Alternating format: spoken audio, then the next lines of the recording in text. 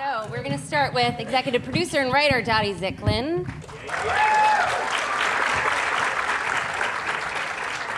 We have executive producer and writer Eric Zicklin. Star Sutton Foster. Debi Mazar. Miriam Shor. Nico Tortorella. Peter Hermann. And we got Charles Michael Davis. You guys have enough chairs? We're missing. Can we fit?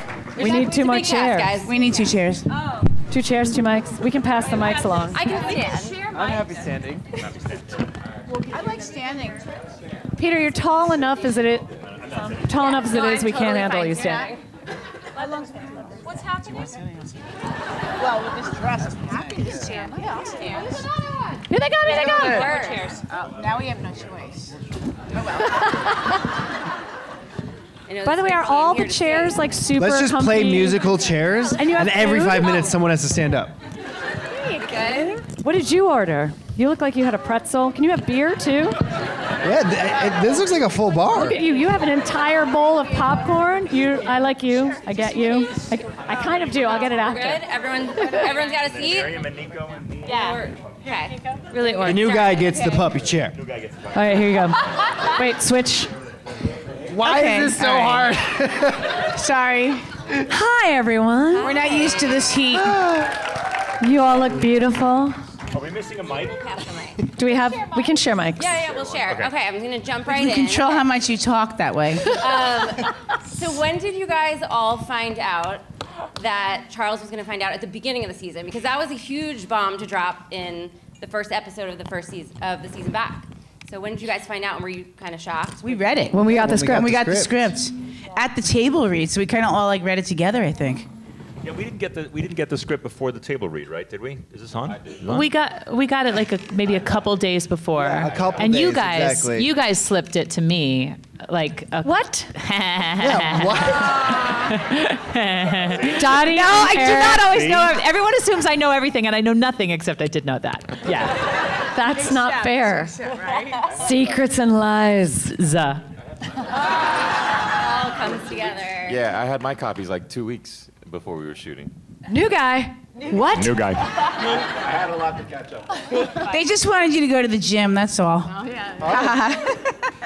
But you know, obviously, all the LL Moore stuff that happens is kind of what drives him finding out. And so I'm curious. You know, Me Too happened before the season started and is tackled in such a perfect way that is true to the show. So, you know, what were those conversations like in the writer's room on whether or not you would tackle it and how you would do it in a way that worked for the series? Well, we had the character of Edward L.L. Moore built in. He had previously been there and been really inappropriate with Liza's character. And we were all in the writer's room just talking about the Harvey Weinstein, everything's going on, everything's happening, the hashtag Me Too. And we already had a character. We didn't have to build that into the show. We didn't have to create a character and introduce a character. It was already part of our world that we kind of laughed at for the first couple times he was on. So then we thought, wow, we've got to do a little penance and actually deal with this in the way the world's dealing with it. Yeah, I agree. and also it was really interesting to have how everyone in the world, but everyone on our show also had to re-examine everything that they thought was maybe harmless and funny and kind of reevaluate what that meant and what we were saying. Really? Yeah, everyone. Except for Debi Mazar. No, I thought it was so beautifully, there was such a deft touch to it. I was so proud of you guys, of our writers. And Darren and you all have, in answering the question about incorporating that into the show, you know, Darren will say, we've gotten very lucky in the way that culture has given us these things that we can weave into the show, but it does take a very able ear and able hand, writing hand, to be able to weave it into the show as elegantly as you all did. Oh, thank you, and thank you to That's why I Darren, bring Charles who's Michael not here Davis to with the us claps today. when He I would say love to stuff. be here, but No thank microphone, just Darren claps. too. Well, I'm curious if that was the plan from the beginning of how Charles would find out, or if you sort of had another storyline planned for ultimately the reveal. I do remember being excited in season 4 at the discussion already of Darren had already said, when Charles finds out, he should find out without anyone knowing he found out. Because we'd never played anything like that before. Holding his cards close to the vest for a few episodes. Yeah. Well, and also, I mean, he's the first person, I believe, who Liza hasn't told herself. And so for whenever that comes out, how does that sudden sort of affect her that she wasn't able to share her truth in the way that, you know, she wanted to? She's been trying. I mean, she's been trying to tell him. There's been several moments where she's gone, I have to tell you something, and then something happens, or I said squirrel, but she she keeps getting thwarted, or another obstacle gets thrown in her way. Yeah, I mean, I wish that Liza could have told him herself, but I think in the overall arc of their relationship, I'm really glad that he knows. But how they deal with it and how their relationship sort of evolves this season is. I think it's more interesting that he knows right away, so we still don't have that obstacle to go through. Yeah. But as a Liza and Charles fan, were you just, when you read it, are you just like, another thing? Yes. I mean, they were so close. He called her at the end of the season, and then another thing gets in their way. Yeah. I think it's great when you have something that's been simmering for a while, and in the first episode of the season, personally between them and professionally between them, everything is in pieces on the ground. And that's a really great place to start from. And whether they have the stamina or the hope or the ability to actually build something, remains to be seen. Nico, Yes. such a heartbreaking scene. So good. That was my Right? first time seeing it too. Good. Actually, with you all. Amazing thank you. acting. I was like fully crying, watching myself cry out there. That happened. Talk a little about where Josh goes from here. I mean, is he just wrecked when we pick up next episode? Yes, in one way or another. I mean, he's destroyed again. Like, this just keeps happening to him in one way or another. I just said that twice, and he's reaching. I think Josh just keeps reaching. You know, it's no secret that his relationship history has been really troubled, and it is again. And he's looking for that Band-Aid to cover the wound. I'll be your Band-Aid. And may I just point out for one second the most Nico. important thing possibly, Nico's wisdom teeth. Okay, super Made into important a to ring. point out. I'm wearing my Don't wisdom throw those teeth away. Yes. They can make lovely jewelry. Available for purchase. But what I loved about that scene also is that no matter what happens, Josh and Liza, whether there's romantic love, there's still clearly friendship love between them. And so is she really the person, his rock this season as he kind of goes through another heartbreak? I think it's Maggie, I think yeah. I am. Mm-hmm. Yeah. I mean, I we think haven't I'm gotten enough Josh and Maggie. definitely there for you, and I think I'm. Yeah. I'm You're a little preoccupied. well, yeah. She's a little busy. Yeah. Yeah. But yeah, Maggie and Josh form a even more special bond this year, which is really special. We have fun. Yeah. Yeah, that's one of the few sort of pairings we haven't explored as much of. Is that something in the writer's room you're sort of looking, okay, what characters can we put together and find new dynamics between, and how did Maggie become that person for him this season? I think he needed her, for one thing. Nico and Debi hang out. Like when we see them, like they're out talking together, and they're very, they're both artists. Their characters are both artists, and also they have a similar sensibility. It just made so much sense. Yeah, and also I think that, we're in season 5. It's a well-oiled machine, and the writers really look at the different dynamics of each one of the actors and, grab from it. So I think that exists, and they see that. They do it a lot with all of us. Mm-hmm. Yeah, we had Maggie and Diana meet. A previous season, but previous that was on the season. cutting room That floor. ended It was on the cutting room funny. floor, guys. Oh. So we are trying. But it does That should be in the happen again. blooper reel one day. I know. I'm surprised it hasn't been on Facebook yet. Yeah, how has that scene not lived anywhere? Maybe they're saving it. They want to bring it back for, you know, the bring movie. that We have some storyline good back. deleted scenes content for you guys. We just have to lobby for it. Hours are too short. Half hour's too short. 23 minutes. 23 right? minutes is too short. Yeah, no, it should be a full half hour. You know, No we commercial breaks. No commercials. You hear that, TV Land? But speaking of pairings, it's funny, Miriam, one of my favorite scenes is like when Kelsey and Diana go, She Lets Loose. Yeah. When they go to Marie's Crisis. Marie's Crisis, which is a How real much- place, by the yeah. way, in the West Village. And you too can sing at Marie's Crisis. I would love, did you just love playing that other side to her where she was just like putting it all out there and she's always so buttoned up. Yeah, I do think it's interesting. I mean, we all have situations where we work with people or we have a boss or someone that we kind of think is a certain way, and then you learn something about that and you think, oh, right, they have another part of their life that I'm not a part of, that I never see. I mean, you know, not for nothing, but she like lived in the crazy 90s and was a young lady in New York City, and we know what that can be. Well, we know what that can be like. Tell us more. I can tell you what that was Your like. necklaces, for one. You know, so I think she's got a lot of experiences, not just in the publishing world, and so that was nice. And I love that she gets to meet Lauren this season. Married to a gay man, even? Well, I wasn't, Debi. No, but I mean, not you. No, but Diana was. Yeah, she was married. And then her husband fell deeply in love with another man, and you know that's how it goes. And then now they see each other at Marie's Crisis. Yeah, exactly. But yeah, I'm also excited that this season you get to see. I mean, in this episode you got to see Diana and Lauren, because that just feels right, right? That feels right. That feels like two sides of a coin, just split generationally, but like they got each other. Totally. And they will meet again. Through those DMs. Okay. Come on now. I am here for that episode. I think we all are. Charles, all the way on the side. You guys. Charles Michael Davis. You are the newest member of the group, Team Younger.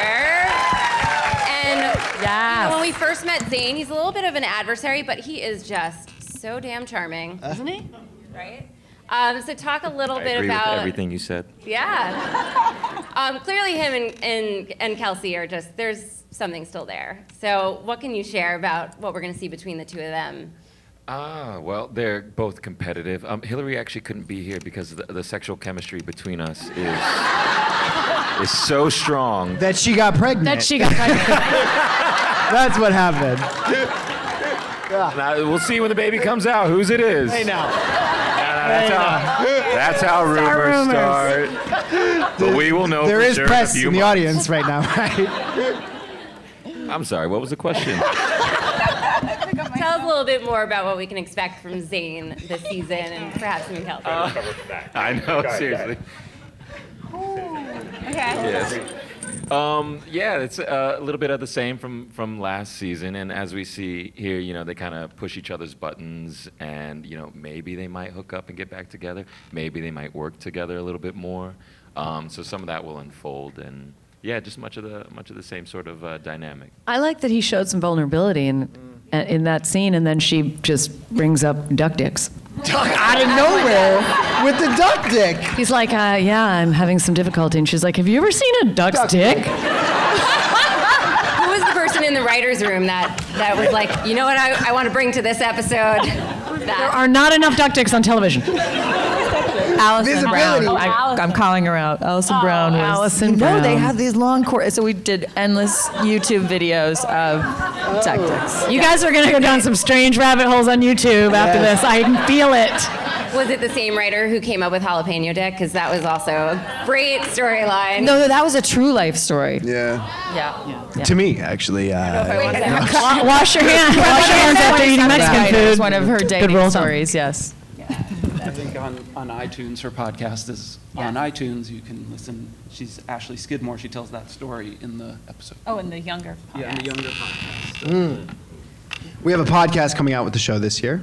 Very exciting. So I want to make sure we get some audience questions in before the end of time. So does anyone have right here? Yes, there in the middle. Is that Karina McKenzie?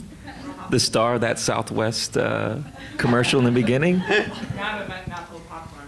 But, you guys get to use like Reese Witherspoon's actual company name and her name and the city sightseeing tour branding. How does that work as far as like, you know, using these authentic pieces of the real publishing world and New York City and all these great locations that you get to shoot in? Do you ever run into trouble there? Oh yeah, constantly. But Darren has a great attitude of march right at it until it absolutely can't happen, and then you're stuck doing the usual things like we don't ever say hello sunshine, and we don't. But we don't say. We got. You said hello sunshine. I'm sorry. Then we never show its logo. I mean, whatever the Reese was not in the show. Too. Or you just march up to it until you have to say Schmeeth, Schmither, Schmoo. Yeah, Schmeeth. But he will. Hello, Budbine, or whatever. Because often the no comes quite early, and he will challenge the no and just keep marching forward until it's the most serious no, and then we will make changes. But he certainly gets a lot more yeses as a result. It's kind of nerve-wracking when you're in on where we're almost at an Amazon store on the Upper West Side until we're in the meeting and suddenly we're not in the Amazon store. We thought we were in the Amazon, and then you scramble and fix things up or move the story around a little bit too. But we're fortunate that way. I think that's how the secret sauce anyway. I think that probably one reason why things actually move forward, though, is because I think often, we don't say anything derogatory. There's nothing negative about Reese Witherspoon, right? So we're not this sort of, cynical, mean-spirited show that wants to drag somebody through the dirt. It's always like The Simpsons. Yeah, it's as a right. It's not meaning. It's not the Simpsons. Anyway. Am I Marge?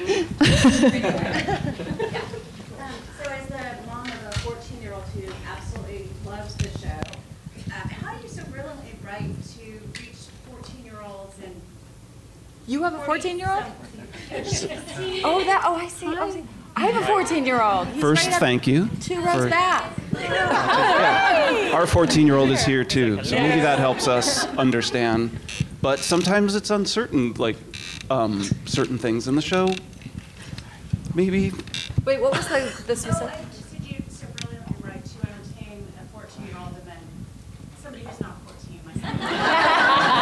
Well, we've got you. We're the same age. I'm also not 14. I think the 14-year-olds love the millennial stuff, the 20-something stuff. So that's what that's our great divide, is the digital divide, that side of it, millennials and younger, and then us. And so we have a lot of younger writers that are educating us about that. It also embraces ageism, though. I think our show celebrates also the idea of being older, and whether it's in the workplace or not. I mean, it has that discussion. We have our fans they go from like 14 to 70, and male, female, all in 170 countries. But like the slipped into your DMs run, that was just from our writer's room. They were talking about that. I'm like, slide into your, it slipped. See, I did it wrong. Right, slide into your DMs. And there was a meme run too that was taken just from our writer's room in a discussion with my son, trying to figure out what memes are. I'm like, wait, how is this not a meme? It's got the white font and it's got this. That is not a meme. No, it's not a meme. You don't know. You just. And it happened. Hillary, we were in the conference room, and Hillary was looking at her phone, and she was like, wait, no, she just posted something on her Instagram account, and she kept getting text messages from it. Right, but and I was like, oh, your phone's blowing up, and she goes, yeah, God, I'm getting all this stuff from my gram. And then I said, it's not a text message. She goes, I'm getting so many, messages from my gram, and I go, oh, that's so sweet, your grandma's texting you? That was me, Miriam Shor, saying that to Hillary Duff, and she just looked at me like, do we have the same DNA? Are we? You're not 14. Well, it would be sweet if her grandma was texting her, I'm just saying. We have time for one more question, and I see someone very eager over there. Hi, how are you? My name is Rochelle. Can the cast share any pranks behind the scenes or inside jokes or favorite items that you try to add to a screen or to your dialogue? Sutton likes to say balls in the middle of a scene and make me laugh.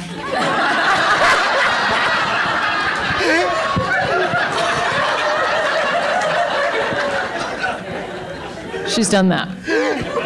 It is, to be fair, inspired by my jewel. It makes me laugh. Because I think I am 14, so. But no, because that was inspired by my jewelry, remember? It was just, I don't know. Giant necklace full of balls, and it was like balls. That I think was cover your ears, the teat necklace that I was wearing on that one. That was a series of balls with little nipples on it. Available for purchase.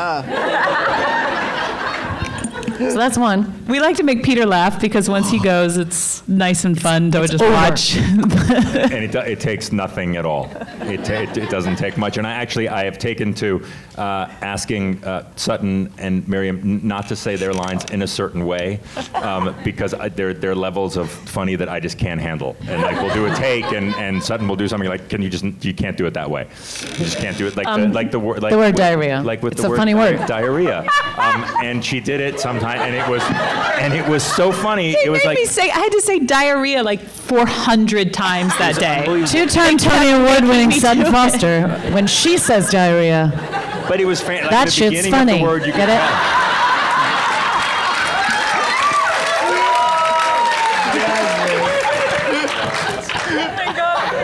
We actually have time for more questions, so let us keep going for a little bit. Bringing it so highbrow right now where I took it.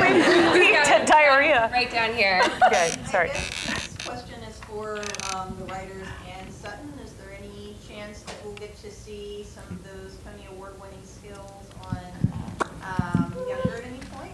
I can confirm that Liza does sing this season. However, Liza does not have any hidden musical talents. She's not. Be careful what you wish for. Be careful what you wish for.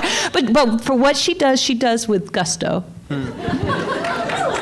Yes, so I can confirm that you do hear her sing this season, and it's interesting. And it's impossibly charming. Impossibly. So just brace yourself. And Sutton, I think you had mentioned that more people perhaps find out Liza's secret this season. So can you guys tease a little bit of, you know? What's the fun in that? We can't because Darren will end us. He will. I'm afraid of it. But that's what's so fun about Younger is that it's the every episode it leaves you on the what's that? And so if we tell you, then it's not as much fun. But I also think that it speaks for the show that it's not just about that device anymore. Right. It's not just about the questions in the air aren't just who's next to find out, right? So early on it revolved around it was a sort of a relatively small orbit around that question, and now because we're 5 seasons in, there's more at stake, there are bigger consequences, there's a whole lot stacked up. So when you start pulling stuff out from the bottom, like a Jenga. lot comes toppling down. Jenga. Like Jenga. Yes. I've used that metaphor. Also, I can't. Sponsored by Jenga. I won't reveal anything about who finds out the secret, but there are 3 relationships that are rekindled this season. Yeah. Ooh, screams. It's true. That's all we're gonna say. I see a couple people trying to figure out. They remember which one. Yeah. Counting to 3 is hard. Do we have more questions in the audience? I guess. Oh, yeah, there's a lot in the back. Hey, right there. When the day comes that everyone does know Liza's secret, are we still going to get to see Liza's awesome 27-year-old wardrobe? On Kelsey. On Kelsey. By the way, that's so funny that you said you see Liza's outfit on Kelsey because there have been things that you've worn that Hillary Duff has then bought in real life. In real life. I love her. IRL. So that's pretty funny. Yeah. That's really a question for our wardrobe people, but as producers, we think that Liza is incorporating that style. Yeah, I think that her style has already evolved over the seasons. She left New Jersey, thank God. But I feel like her style has, this season she definitely dresses more sophisticated. Oh, like but this it definitely season, goes in a new. You wear something that is my favorite thing I've ever Which seen one? you put onto your body. The sparkles? Yeah. No, it's the power. The power. Oh yeah, that's a good one. She was. Try to tell us a little bit more. She walked on set and I was like, she just it was powerful and it was a great the first moment time I in ever the walked show on, too. on set and people would like applauded. great. Yeah, they got excited. So what's it gonna be? It was it was just it was you were also the part of the scene was a powerful scene and it was you were great. So much. I'm so warm. All the diarrhea. Okay.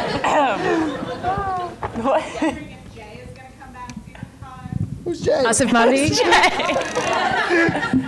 Asif Manvi, no, I don't think it. He was Asif played by Manvi. Asif Manvi. Yeah, I Played love Jay. Asif. He was awesome and great. And Jay was great. And kept Liza's secret. Wasn't there at one point that He was a good guy, Jay was going to be right? the one to leak the Oh, secret? ooh, wait, tell us more. Yes, if Jay were A different type of angry guy, yeah. enough, would he leak the secret or spill it? But there's new and interesting people He who was come too good of a in, guy. who come into this season, who are interesting to Liza. There's one I directed an episode this season. Yay! And in my episode, there's an interesting person in Liza's new person in Liza's life. There's lots of people who come in and out of this show. This has been like the roller coaster season.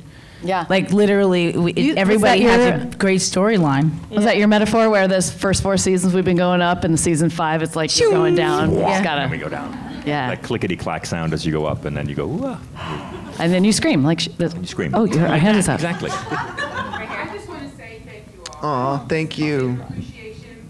I just love every single one. Oh, thank you. Love you Oh, so are we. Thank you so much for that. Amen. Thank you so much. No show without you all, so, Yeah. you know. Y'all. See, Texas got to you, y'all. Love the random tour bus. I was just curious if you could speak to the writers' room on how like that is such an to me it was such an out of the box idea. It was so fun to see Maggie and play with that. Well, Well, we're always talking about Maggie's life when Liza's not needing to talk to her, you know? You We're always are? talking about it, yeah. So, Yeah, I just want to take the subway. I ask every panel, get me on the subway so I can get out of the damn loft. That's true. Yeah. I mean, can we shoot there? Is it easy to shoot there? Anyone know? It's not easy? It's not easy to We shoot. can go to the them. Transit Museum. That's what, Yeah, the Yeah, go to the museum, Trans yeah. Museum and use one of the Old subway cars, yeah. right? With graffiti. Flashback. Yeah. I love they used your Italian. I mean, Yeah.